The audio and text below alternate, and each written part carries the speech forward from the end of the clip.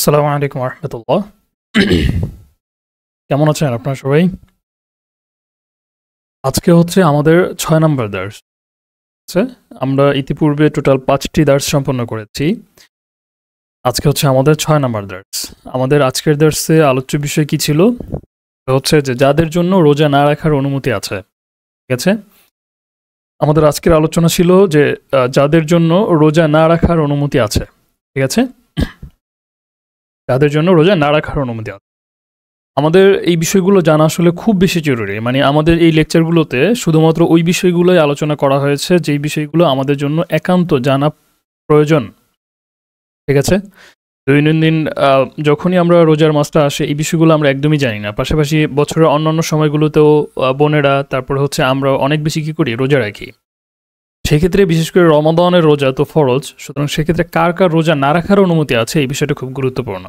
বুঝতে পেরেছেন? অনেক বোনদের দেখেছি এরকম যারা হচ্ছেন খুব বেশি অসুস্থ, মানে বেবি দেখা গেছে যে ৬ মাস ৭ মাস চলতেছে, এই অবস্থায় খুব অন্যরকম একটা অবস্থা। এই অবস্থাতে যদি তারা রোজা রাখেন তার জন্য যেমন সমস্যা হবে, অনুরূপভাবে দেখা যায় যে বেবির জন্য কি হবে সমস্যা। তারপরে তারা বুঝতে পারেন না যে রোজা রাখবেন না রাখবেন, কি করবেন। কারণ আসল মাসালাটা না জানার কারণে এই ধরনের সমস্যা তারা পড়েন। ঠিক আছে? এক্ষেত্রে আসল মাসালা হচ্ছে তাদের জন্য রোজা ছেড়ে দেওয়ার অনুমতি আছে। তারা দুশ্চিন্তায় পড়ে যান যে ফরজ রোজা রাখবো না, কি করব ইত্যাদি। যার কারণে এগুলো হচ্ছে একদম বেসিক, যেগুলো আমাদের না জানলেই নয়। ফরজ ইলমের পরিমাণ যেটা, এটা হচ্ছে সেটা। ঠিক আছে? আচ্ছা, তাহলে আমরা প্রথমেই দেখে নেই যে এটা আমরা যেটা বলা হলো যে ইতিপূর্বে আমরা জেনেছি যে প্রাপ্তবয়স্ক জ্ঞান বুদ্ধি সম্পন্ন প্রত্যেক ব্যক্তির উপর, ঠিক আছে, প্রত্যেক ব্যক্তির উপর রমাদানের রোজা ফরজ। কিন্তু কিছু ব্যক্তি বা পরিস্থিতি এমন আছে যাদের জন্য রোজা না রাখার অনুমতি রয়েছে, তবে পরবর্তীতে এসব রোজার কাজে অবশ্যই রাখতে হবে। ঠিক আছে? এটা খেয়াল করবেন যে রমাদানের যে রোজাটা আছে এটা আপনি রেখে ভেঙে ফেলেন বা হচ্ছে একদমই না রাখেন, সর্বাবস্থায় কী করতে হবে? এটা কাজে রাখতেই হবে। হ্যাঁ, এখানে বলা হচ্ছে যে এমন ৭ জন ব্যক্তি আছেন যাদের জন্য কি করতে হবে না? রোজা রাখতে হবে না, তারা চাইলে রোজা না রেখে থাকতে পারবেন। কারা কারা এটা আমরা দেখব। সর্বপ্রথম হচ্ছে মুসাফির ব্যক্তি। ঠিক আছে? মুসাফির ব্যক্তিকে ইসলামিক পরিভাষায় মুসাফির হচ্ছে যারা সফররত অবস্থায় আছে। ঠিক আছে? সফররত অবস্থায় একটা আমাদের জানা মতে কি আছে?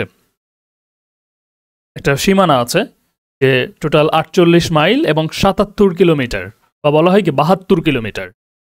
এতটুকু পরিমাণ যদি কেউ দূরত্বে সফর করতে চায় তাহলে সে ঘর থেকে বের হওয়ার পরে তার যে এলাকা, এই এলাকার সীমানা পার হওয়ার পর থেকেই সে মুসাফির হিসেবে গণ্য হবে। বুঝতে পেরেছেন? এখানে আবার একটা ব্যাপার আছে যে যেখানে তিনি যাচ্ছেন সেখানে কতদিন থাকবেন, থাকার পরে কী অবস্থা ইত্যাদি আরও অনেক বিষয় থাকে। তা সেক্ষেত্রে মুসাফির অবস্থায় তার জন্য রোজা না রাখার অনুমতি থাকবে। বুঝতে পেরেছেন? এক্ষেত্রে যদি সে রোজা রাখে তাহলে তো ভালো, এবং যদি কষ্ট হয়, মনে করে যে আমি রোজা না রাখলে ভালো হয়, তাহলে তার জন্য রোজা না রাখার অনুমতি আছে। এক্ষেত্রে কি হবে না? কোনো গুনাহ হবে না। বুঝতে পেরেছেন? তবে যদি সে রোজা রেখে ফেলে তাহলে তার জন্য সেটা ভঙ্গ করা হবে কি? গুনাহ, কোনো যদি কারণ না থাকে গুরুত্বপূর্ণ। বুঝেছেন? এখানে এই কথাগুলো বলা হয়েছে যে মুসাফিরের জন্য সফর অবস্থায় রোজা না রাখার অনুমতি রয়েছে, তবে অস্বাভাবিক কষ্ট না হলে রোজা রাখাই উত্তম। যেমন আমাদের বর্তমান সময় আমরা যদি হাজার হাজার কিলোমিটারে কি করে ফেলি, সফর করে ফেলি, আমাদের জন্য কিন্তু কি হয় না? কষ্ট হয় না। কেন কষ্ট হয় না? কারণ হচ্ছে বিমানের সফর ইত্যাদি, তারপরে হচ্ছে বর্তমান সময়ের মানে পরিবহন যেই ইগুলো আছে সবগুলোই কি সহজ হয়ে গেছে আমাদের জন্য। তার কারণে আমাদের খুব বেশি একটা কষ্ট হয় না। কিন্তু এরপরেও দেখবেন একটু দূরত্বের সফরে যদি আমরা বাসে করে যাই, মানে খুব বেশি কষ্ট লাগে। বাসের ঝাঁকুনি ইত্যাদিতে বাংলাদেশের প্রেক্ষাপটে তো আরও বেশি। মিশরে আলহামদুলিল্লাহ অনেক সহজ এটা। মিশরে এখানে ১০০০ কিলোমিটার দূরত্বে গেলেও কোনো ক্লান্তি অনুভব হয় না। পথঘাট ট্রানজ্যাকশন অবস্থার এটা খুব ভালো। আচ্ছা, যাই হোক, সুতরাং আমরা বুঝলাম কি মুসাফির অবস্থায়, মুসাফির কাকে বলে এটা আমি বলেছি যে কেউই ৭২ কিলোমিটার বা ৭৭ কিলোমিটারের দূরত্বে কোথাও সফরের নিয়াত করে ঘর থেকে বের হয় তাহলে সে নিজের এলাকা অতিক্রম করার পর থেকে কি হবে? মুসাফির হিসেবে গণ্য হবে। এবং যে এলাকায় গিয়ে সে থাকবে সেখানে ৩ দিন থেকে ১৫ দিনের মধ্যে যদি সে থাকার নিয়াত করে তাহলে সে কি মুসাফির হয়ে থাকবে। তবে যদি সে এমন দূরত্বে যায় যেখানে গিয়ে সে কী করবে? ১৫ দিনের বেশি অবস্থান করবে, তখন আর সে কি থাকবে না? মুসাফির থাকবে না। তবে পথে মুসাফির থাকবে, পৌঁছার পরে কি হয়ে যাবে? স্বাভাবিক মুকিম হিসাবেই গণ্য হবে। আচ্ছা, এখানে বলা হয়েছে যে সুইলা আনাসুন আনিস সৌমি ফিস সাফার। আনাস সাহাবী ছিলেন, আনাস রাদিয়াল্লাহু তাআলা আনহুকে জিজ্ঞাসা করা হলো কি সম্পর্কে? আনিস সৌমি ফিস সাফারি, সফররত অবস্থায়, ভ্রমণরত অবস্থায় রোজা সম্পর্কে। ফাকালা, তিনি বললেন, মান আফতারা ফারুখসাতুন, যদি কেউই রোজা না রাখতে চায় ফারুখসাতুন, তার জন্য অনুমতি আছে। ওমান সামা ফাসসাওমু আফদালু, আর যদি কেউ রোজা রাখে সে রোজাটা তার জন্য উত্তম। কেন? কারণ এই যে রমাদান মাসের রোজা, ফরজ রোজা, এই পরিমাণ তো আর তার রমাদানের বাইরে সে ওই পরিমাণ সওয়াব পাবে না, তাই না? যদিও সেটা পূর্ণ হয়ে যাবে, দায়িত্ব আদায় হয়ে যাবে, কিন্তু ওই পরিমাণ সে সওয়াব তো পাবে না। এটাই সুইলা আনাসুন আনিস সাওমি ফিস সাফার ফাকালা মান আফতারা ফারুখসাতুন ওয়ামান সামা ফাসসাওমু আফদালু। অর্থ, আনাস রাদিয়াল্লাহু তাআলা আনহুকে সফর অবস্থায় রোজা রাখা সম্পর্কে জিজ্ঞেস করা হলে তিনি বললেন, যে রোজা রাখবে না সে অবকাশ গ্রহণ করলো, সে তার জন্য অবকাশ আছে এটা, আর যে রোজা রাখলো সে উত্তম কাজ করল। বুঝেছেন? আচ্ছা, এরপরে হচ্ছে এটা সংক্রান্ত কিছু মাসআলা। এই যে সফর অবস্থায় রোজা রাখা শুরু করলে তা আর ভাঙা জায়েজ নেই, কেউ ভেঙে ফেললে গুনাহগার হবে, তবে কাফফারা আসবে না, শুধু কাজা ওয়াজিব হবে। বুঝতে পেরেছেন? মাসআলা নাম্বার 2, মুসাফির ব্যক্তি সফরের কারণে রোজা রাখেনি কিন্তু দিন শেষ হওয়ার আগেই মুকিম হয়ে গেল, তাহলে দিনের অবশিষ্ট সময় রমাদানের মর্যাদা রক্ষার্থে পানাহার থেকে বিরত থাকা ওয়াজিব। তবে পরবর্তী সময়ে এই রোজার কাজা অবশ্যই রাখতে হবে। আমাদের কিন্তু মানে রমাদান মাসেও প্রচুর সফর করতে হয়, তাই না? বিশেষ করে যাদের বিভিন্ন বিজনেস পারপাস থাকে বা ইত্যাদি কারণে, যেমন আমাদেরই, আমরা এখান থেকে যদি বাংলাদেশে যেতে চাই রমাদানের ঈদ পালনের জন্য, অনেক ছাত্রই যাবে, ঠিক আছে? আমার যদি এবছর যাওয়া হবে না, অনেক ছাত্রই যাবে, তাহলে তারা কি করবে? তারপর হচ্ছে অনেকে আছেন যে রমাদান মাসে বিদেশে পাড়ি জমাবেন, তারা কি করবেন? এই ক্ষেত্রে একটা কথা বলা হয়েছে যে মুসাফির ব্যক্তি, আবার হচ্ছে অনেকে তো দেশে আসবেন, তাই না?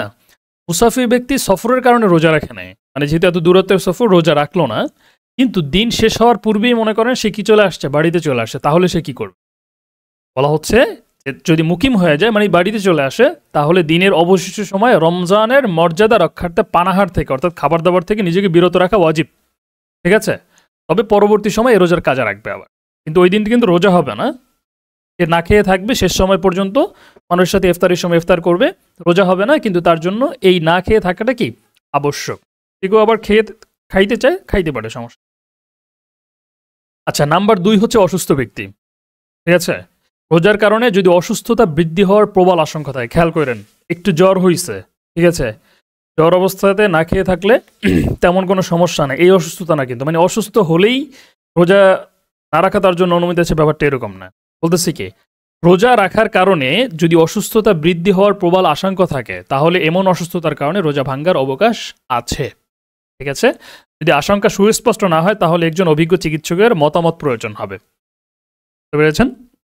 যে আমি যদি রোজা রাখি তাহলে আমার কোনো সমস্যা হবে কিনা। যদি সমস্যা হয় তাহলে রোজা না রাখার অনুমতি থাকবে, যদি সমস্যা না হয় তাহলে রোজা ছেড়ে দেওয়ার অনুমতি থাকবে না।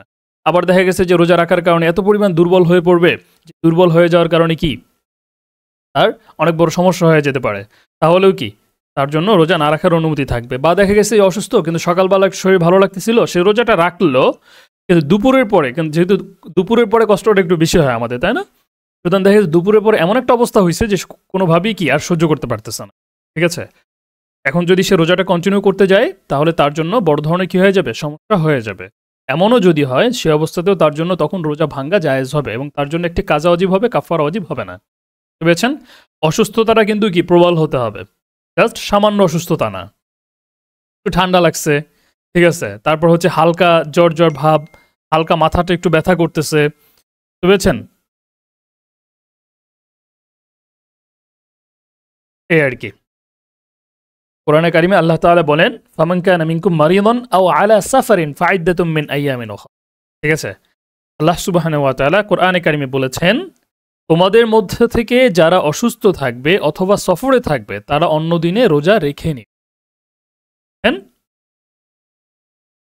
হ্যাঁ,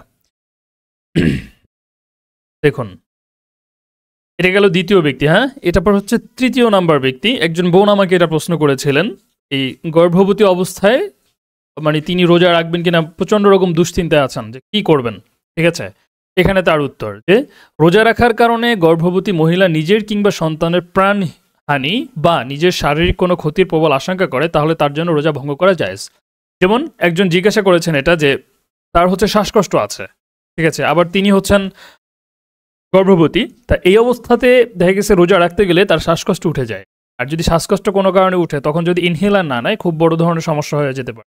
এই অবস্থায় তিনি কি করবেন? এই সমস্ত ক্ষেত্রে তার জন্য রোজা না রাখার পরিপূর্ণ অনুমতি আছে, বরং এক্ষেত্রে যদি সে নিজেকে এবং নিজের সন্তানের জীবনকে বিপন্ন করে রোজা রাখতে যায়, এটা তার জন্য গুণ পেয়েছেন। ইসলামের এই সমস্ত জায়গাগুলোতে প্রচণ্ড রকম ছাড় দেওয়ায় কারোর জন্য কোনো কি নাই, বাধ্যতা নাই, বাধ্য। আচ্ছা, হযরত আনাস রাদিয়াল্লাহু তাআলা আনহু বর্ণনা করেন, قال رخص رسول الله صلى الله عليه وسلم للحبلى। হুবলা এটা আরবিতে গর্ভবতী নারীদেরকে হুবলা বলে। রখাসা রাসূলুল্লাহ সাল্লাল্লাহু আলাইহি ওয়াসাল্লাম লিল হুবলা, গর্ভবতীদের জন্য কি করেছেন? ছাড় দিয়েছেন, অবকাশ দিয়েছেন। আল্লাতি তাখাফু আলা নাফসিহা, তাখাফু খৌফ অর্থ হচ্ছে ভয়। আল্লাতি লিল হুবলা ওই গর্ভবতী মহিলা, আল্লাতি তাখাফু যে ভয় করে, আলা নাফসিহা নিজের উপর, আন তুফতারা ঠিক আছে, তার জন্য ইফতার করার অর্থাৎ রোজা না রাখার অনুমতি দিয়েছেন। ওয়ালিল মুরদিআল্লাতি তাখাফু আলা ওয়ালাদিহা, অনুরূপভাবে একই কথা হচ্ছে এমন নারী যার বাচ্চা হচ্ছে একদম ছোট, দুগ্ধপোষ্য বাচ্চা, ঠিক আছে, সে যদি রোজা রাখে দেখা গেছে যে তার পর্যাপ্ত পরিমাণ খাবার শিশুকে খাওয়াতে পারবেন না তিনি, ঠিক আছে, কারণ আমরা জানি যে খাবার দাবার ঠিকমতো না হলে নারীর মানে বাচ্চার যে খাবার সেটা ঠিকমতো আসে না, ঠিক আছে। যদি এমন হয় কোনো নারীর ছোট বাচ্চা থাকে এবং তিনি মনে করেন যে আমি যদি রোজা রাখি তাহলে বাচ্চা ঠিকমতো কি পাবে না, খাবার পাবে না, তাহলে তার জন্য কি আছে, এই অনুমতি আছে যে সে রোজা রাখবে না। পেয়েছেন? এটা সবার ক্ষেত্রে হয় না, অনেকের ক্ষেত্রে হয় যে ঠিকমতো খাবার না হলে তার পর্যাপ্ত পরিমাণ খাবার আসে না, ঠিক আছে, তাদের জন্য এই অনুমতি থাকবে। কথাটাই নবী করিম সাল্লাল্লাহু আলাইহি ওয়াসাল্লাম বলেছেন, সুনান ইবনে মাজাহের হাদিস, ঠিক আছে। আচ্ছা, এরপর হচ্ছে আমরা 3 নম্বর ব্যক্তি দেখলাম। চতুর্থ ব্যক্তি এই যে এটাই আর কি, এখানে যে হাদিসটা বলা হয়েছে এখানে তো গর্ভবতী নারী হিসেবে বলা হয়েছে, আর এই হাদিসের দ্বিতীয় অংশের মাধ্যমে আমরা এটাই জানলাম যে দুগ্ধদানকারিণী মা রোজা রাখলে যদি সন্তান দুধ না পায় আর ওই সন্তান অন্য কোনো খাবারেও অভ্যস্ত না হয়, ফলে দুধ না পাওয়ার কারণে সন্তানের মৃত্যুর বা মারাত্মক স্বাস্থ্যহানির সম্ভাবনা থাকে। তো কঠিন অসুস্থতা না, বরং স্বাস্থ্যহানি, দেখা গেছে সে অসুস্থ হয়ে পড়বে। লাগাতার 1 মাস যদি এরকম সারাদিন দুধ না পায় সে, তাহলে কি হয়ে যাবে, শরীর ভেঙে যাবে ইত্যাদি, বা ছোট বাচ্চাদের ওই সময় শরীরে একটা বিশেষ খেয়াল রাখতে হয়, সেটা থাকবে না, তাহলেও কি তার জন্য এই অনুমতি থাকবে, তাহলে তিনি রোজা ভাঙতে পারেন। অর্থাৎ রোজা ভাঙতে পারা মানে কি, রোজা রেখে ভেঙে ফেলা না, রোজা না রাখার অনুমতি। রোজা রেখে ফেলে তারপরেও যদি খুব স্বাভাবিক একটা অবস্থা, তাহলে ভাঙার অনুমতি থাকবে, তবে এমনটা না করা, অর্থাৎ তার জন্য রোজা না রাখার অনুমতি আছে, তবে পরে অবশ্যই কাজা করে নিতে হবে। আমরা আগের হাদিসে এ ব্যাপারে জেনেছি। আগের হাদিসে বলতে এই যে এখানে আমরা যেটা জানলাম, লিল মুরদিই আল্লাতি তাখাফু আলা ওয়ালাদিহা, ঠিক আছে। আচ্ছা, এই গেল 4 নাম্বার ব্যক্তি। এরপর হচ্ছে 5 নাম্বার। আমরা কতজনের ব্যাপারে জানছি যে টোটাল 7 জন এরকম ব্যক্তি আছে, 7 ধরনের এরকম আছে যাদের জন্য কি রোজা না রাখার অনুমতি থাকবে, ঠিক আছে। নাম্বার 5 হচ্ছে দুর্বল ব্যক্তি, অতিশয় বার্ধক্যের কারণে রোজা রাখতে অক্ষম, ঠিক আছে, অনেক বেশি বয়স হয়ে গিয়েছে, এই মুহূর্তে যদি সে স্বাভাবিকভাবে রোজা কন্টিনিউ করতে চায় তার জন্য এটা কি হয়ে যাবে, অনেক বেশি কষ্টের কারণ হয়ে যাবে, তাদের ক্ষেত্রে বলা হচ্ছে অতিশয় বার্ধক্যের কারণে রোজা রাখতে অক্ষম হলে, যে ব্যক্তি বার্ধক্যজনিত কারণে কিংবা কোনো স্থায়ী জটিল রোগের কারণে রোজা রাখতে অক্ষম, ভবিষ্যতেও সুস্থতা লাভের সম্ভাবনা নেই, তিনি ফিদিয়া, রোজার জন্য 2.25 সের গম বা তার মূল্য আদায় করবেন।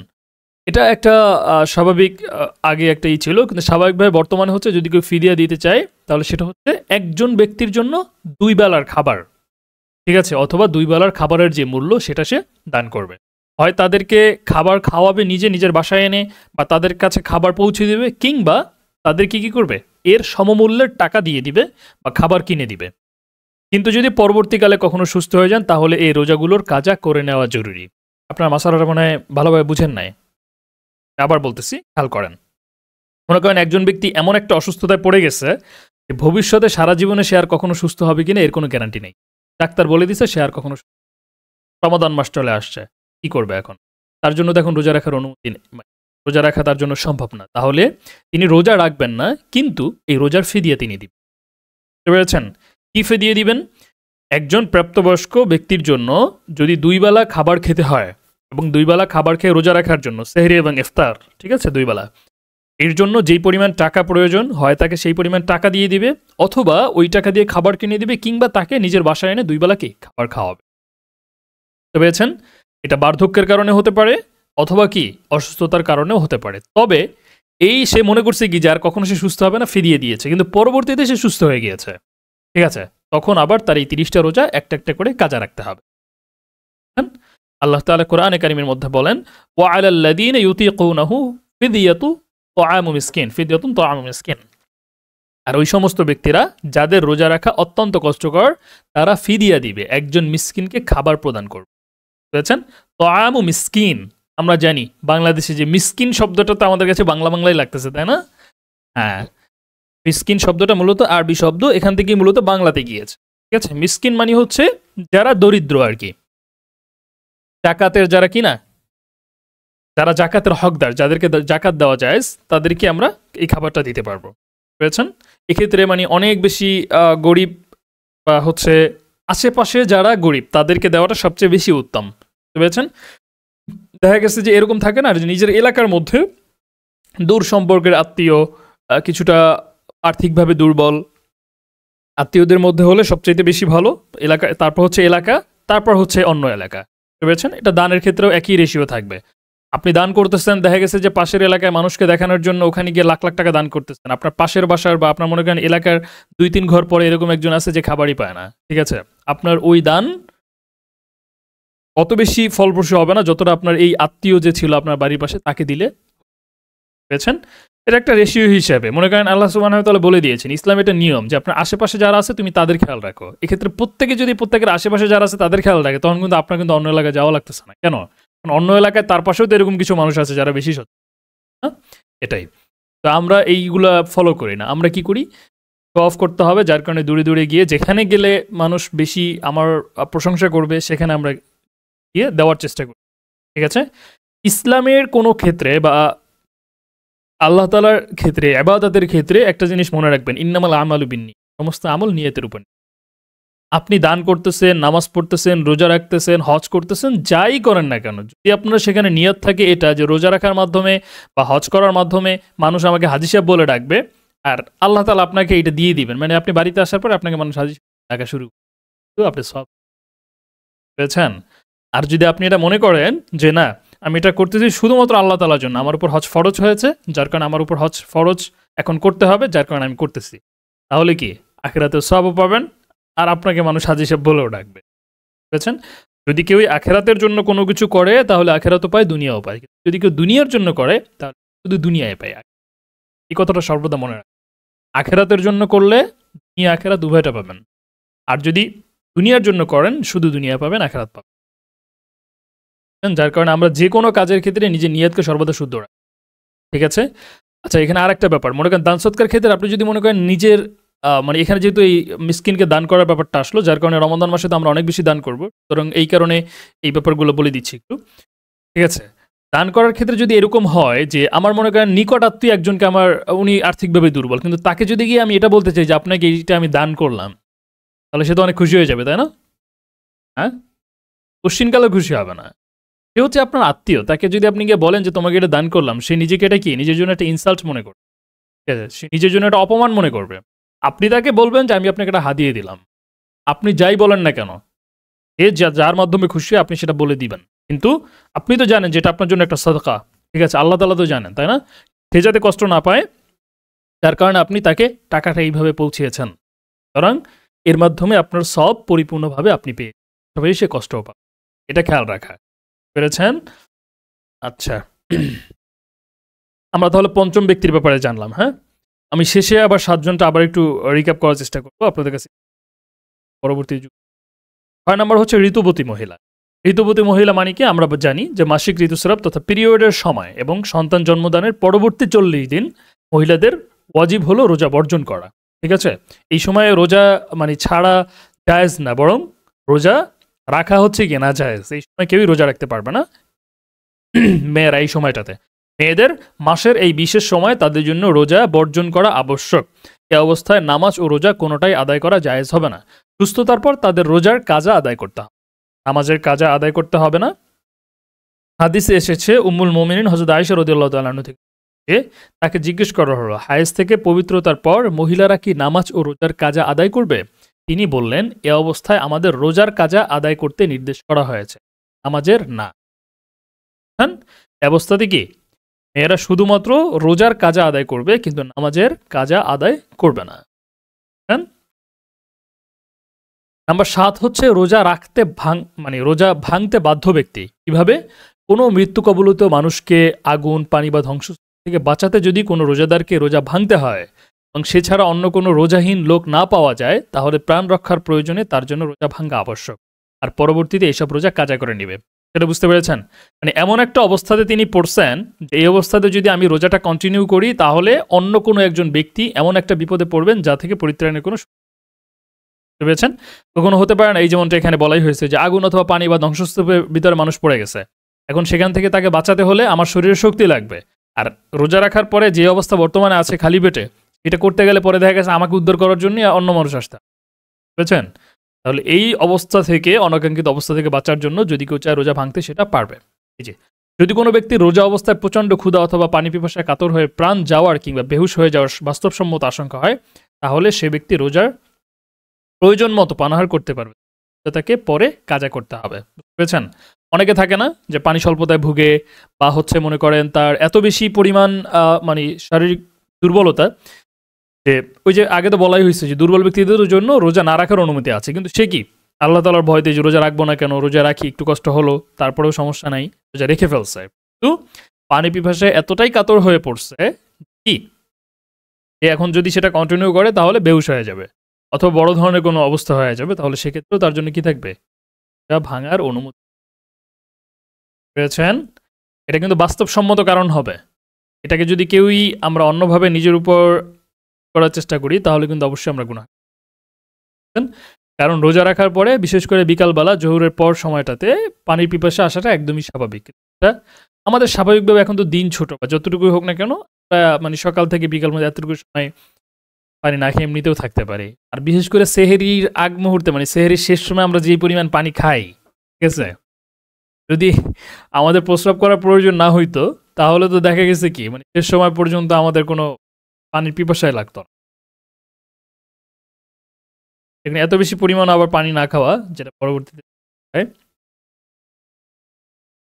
তাহলে কি হলো, এই যে 7 জন ব্যক্তি, এই 7 জন ব্যক্তির জন্য রোজা না রাখার কি আছে? অনুমতি আছে।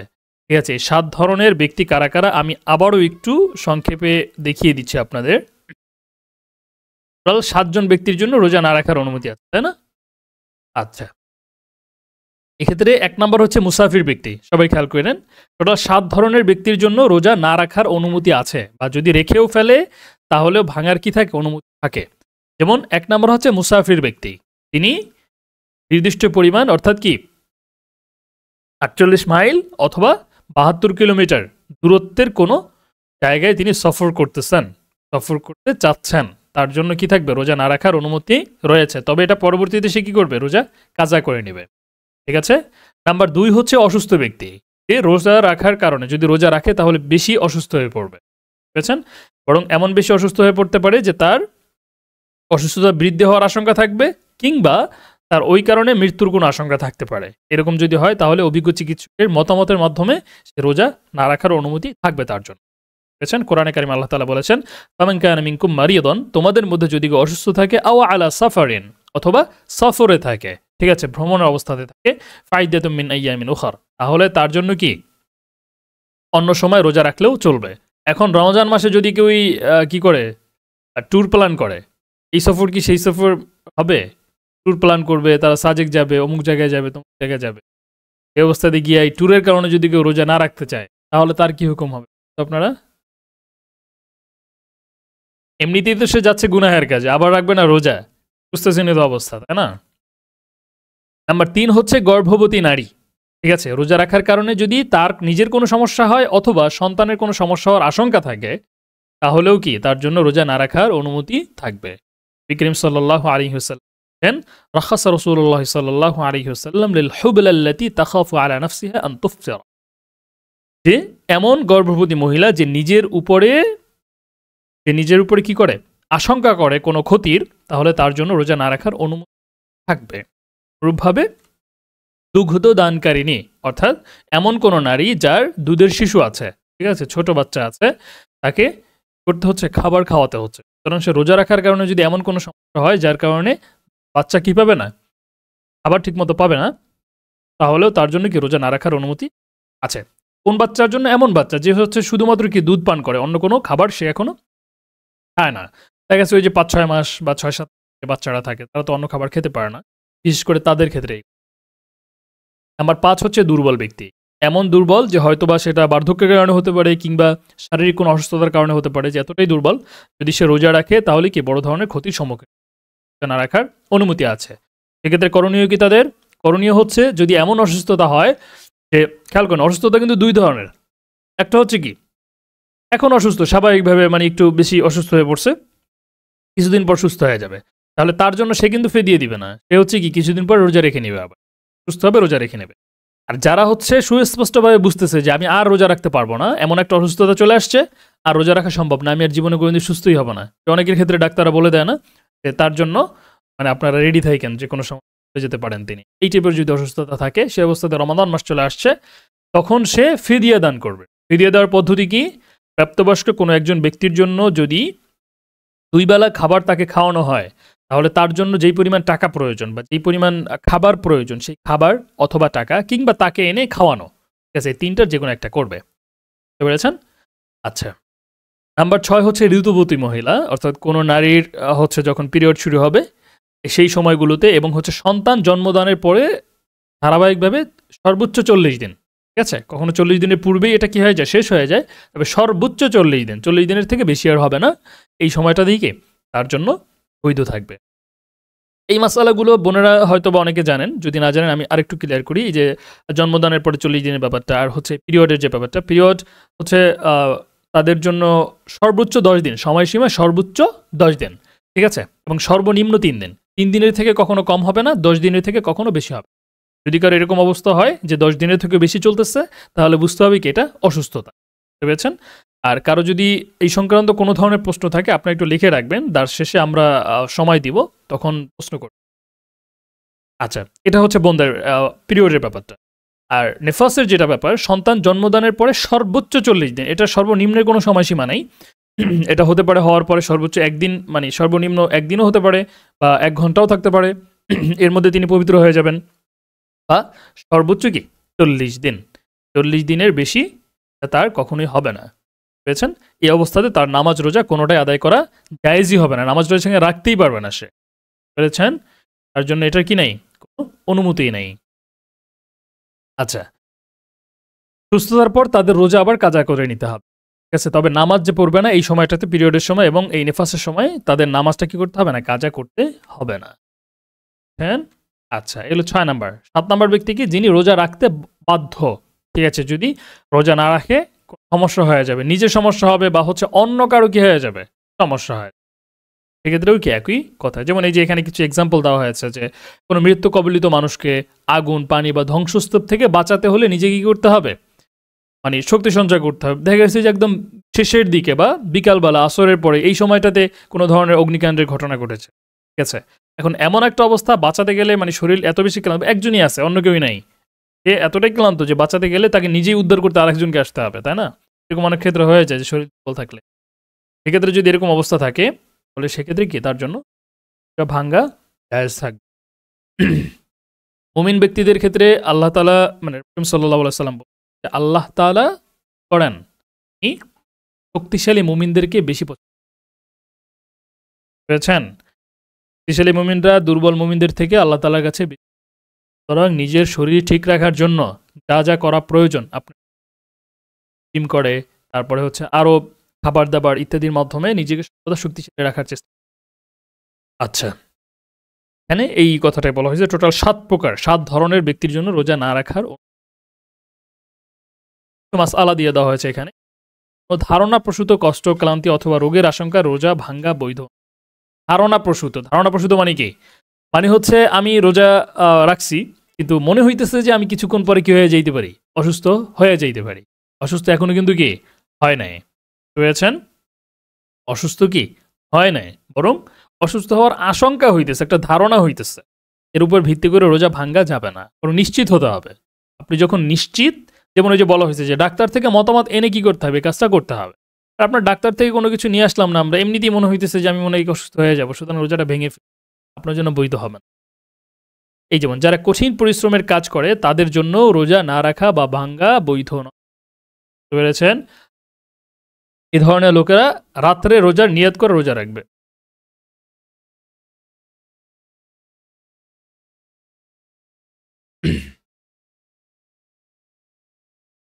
বোনদের বলা হয়েছিল আপনাদের মাইক্রোফোনে খেয়াল রাখবে, কখনো